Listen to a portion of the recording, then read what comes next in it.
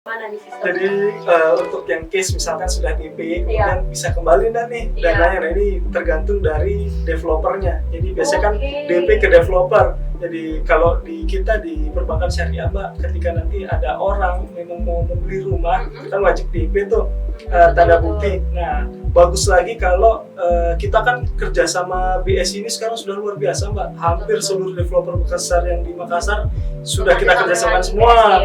Jadi ketika masuk nanti dengan BSI, sebelum DP kita bisa estimasi hitungan dulu.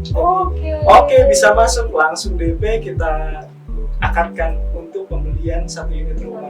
Nah tadi menyambung sedikit yang di Mbak Kinan tanyakan, kenapa sih ini kok bisa sampai 30 tahun? Berani gitu ya? Betul, karena semakin panjang tenor Mbak, pembiayaan, jangka waktu pembiayaan, calon customer itu bisa mendapatkan plafon yang lebih besar.